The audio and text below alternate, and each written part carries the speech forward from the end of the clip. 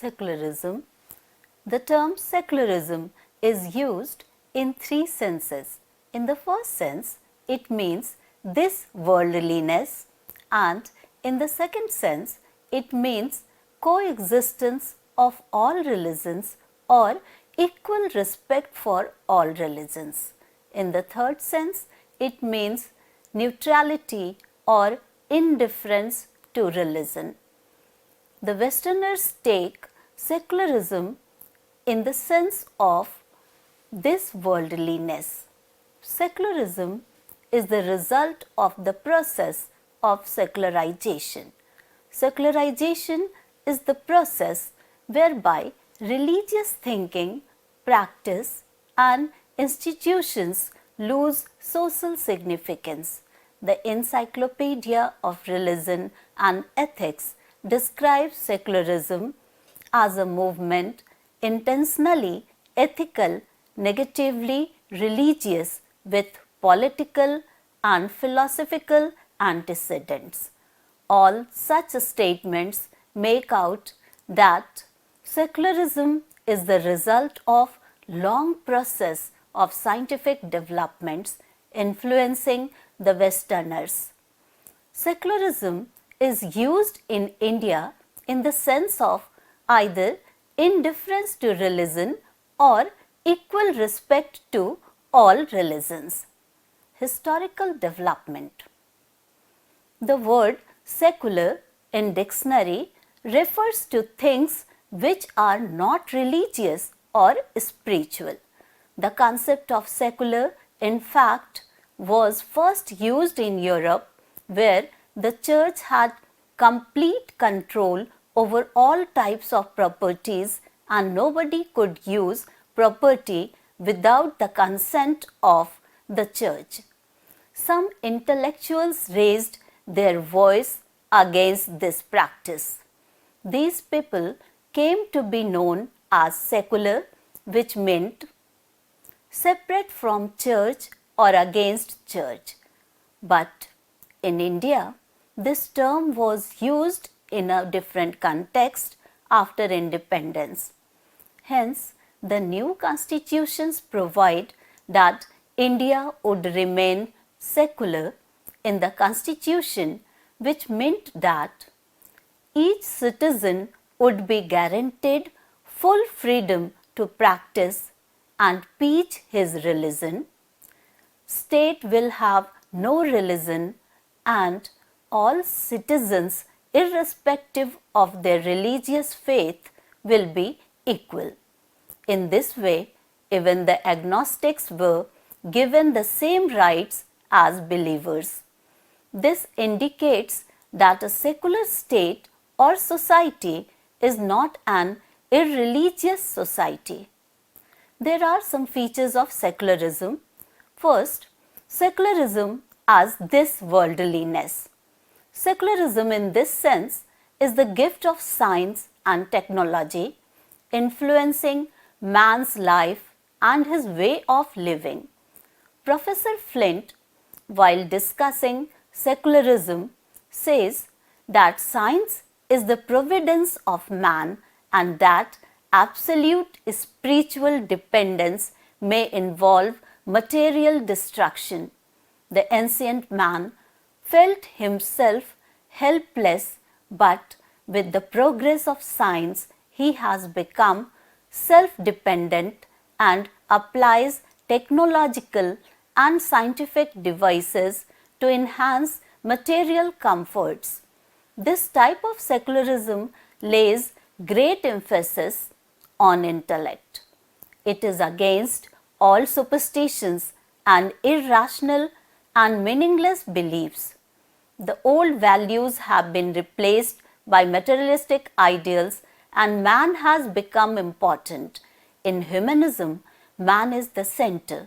Secularism in this sense is humanistic. God has become redundant.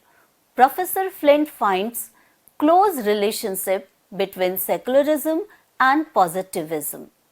As he puts it, these two theories are nearly related in nature. They are manifestations of the same principles and tendencies. They may almost be said to be the two halves of the same whole. The highest end of life is to do good to man and the society. It is humanistic, naturalistic, and opposed to spiritualism and other worldliness.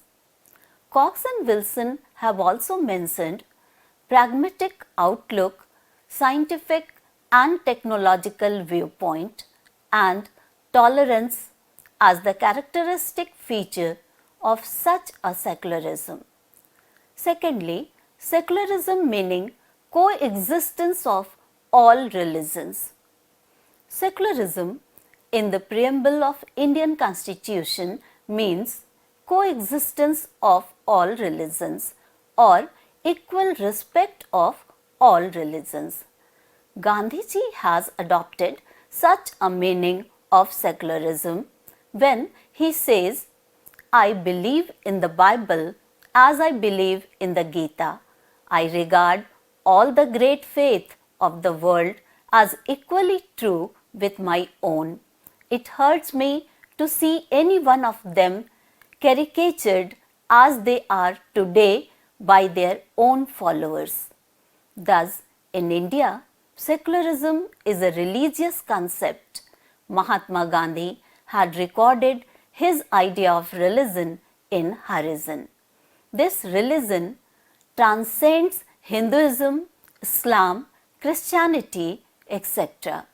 It does not supersede them, it harmonizes them and gives them reality. Indian politicians fail to appreciate the very special meaning of religion which Gandhiji had in his mind. They hoped that Hindus and Muslims are religious people and their feelings for religion have to be respected. But the partition of India was followed by a good deal of Hindu-Muslim rights. The result of this interpretation of secularism as equal respect for all religions has made Muslims more fundamentalists and Hindus intolerant. Thirdly, secularism as indifference to religion. In such a form of secularism, the key concept is toleration.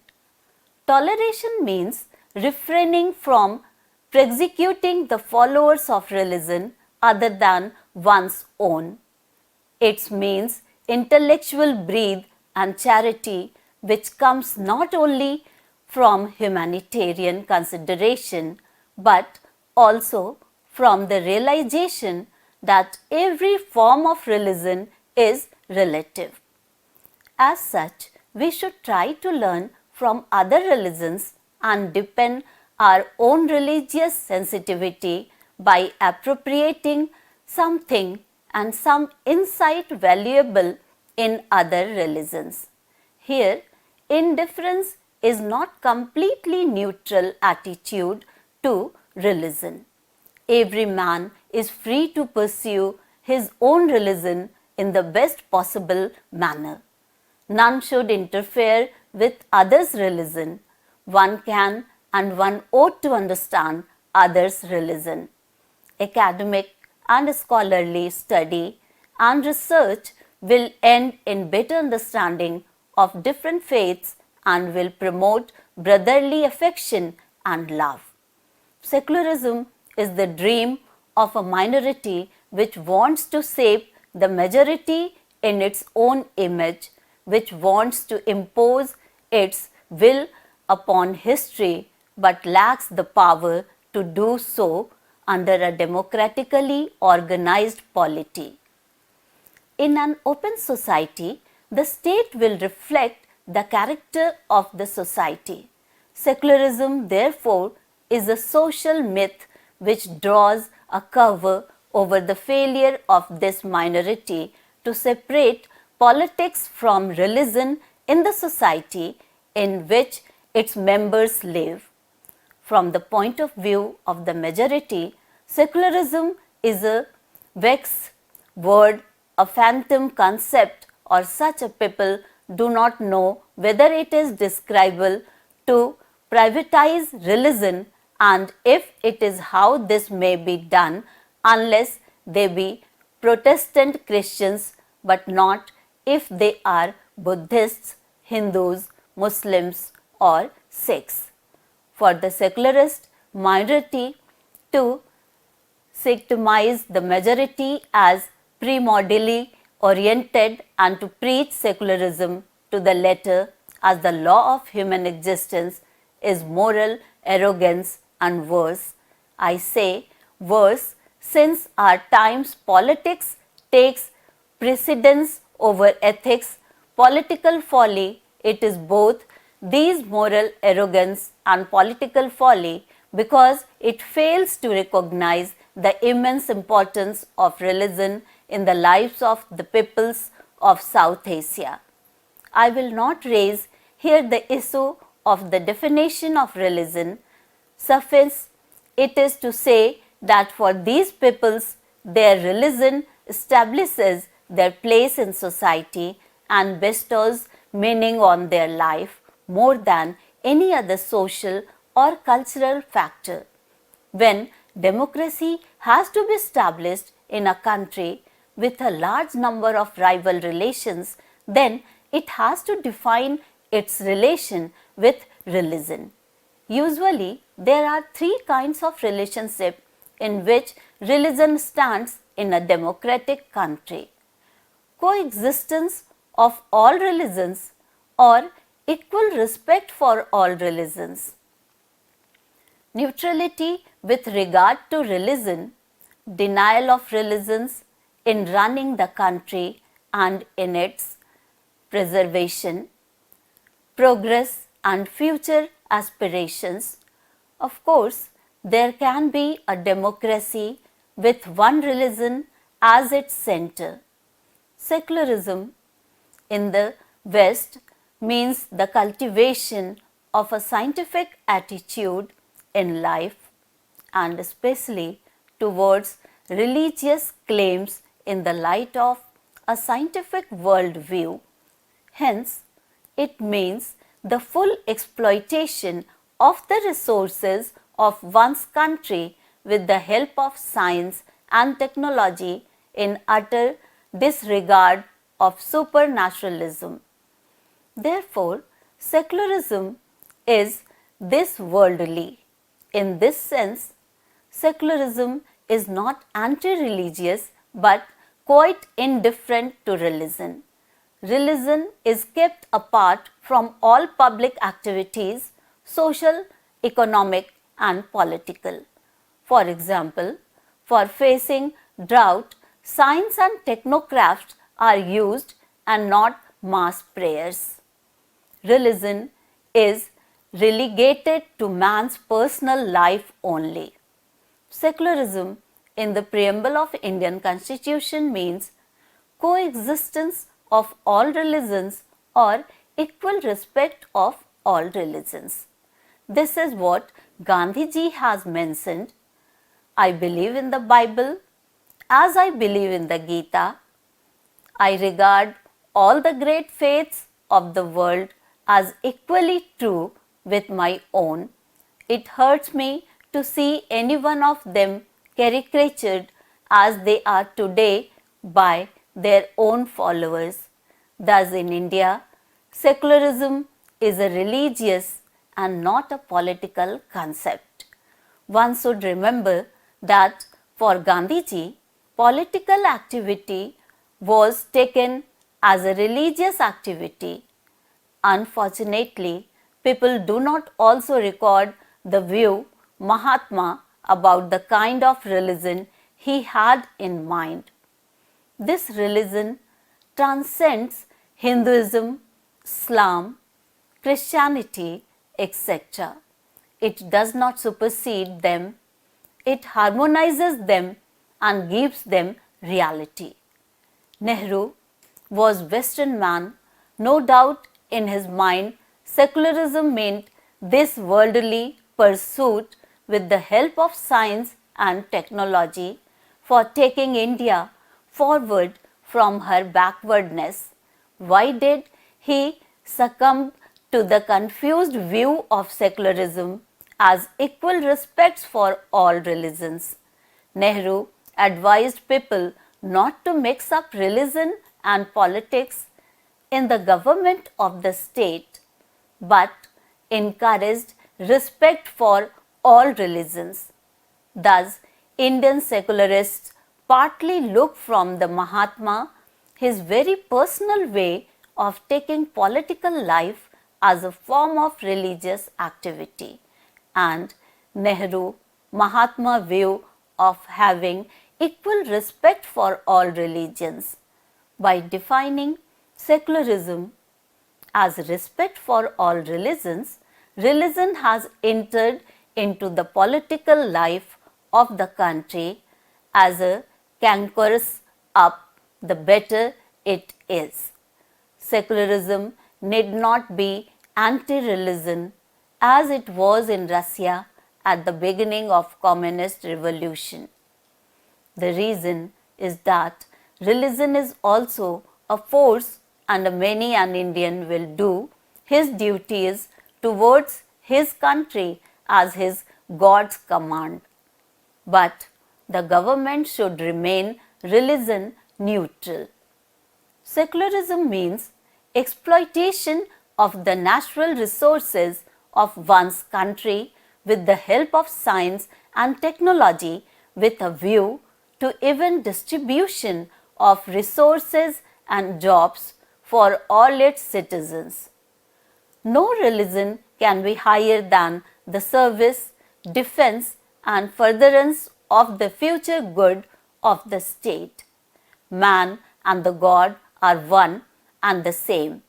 The urge to be an ideal citizen by developing one's capacities and abilities to the full in active cooperation with the rest is most scared and most in line with the evolutionary necessities within man.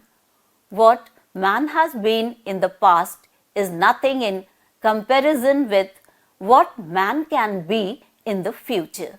With the help of science, technology and other modern equipment of mankind making, no religion has any right to curtail the happiness of other fellow men.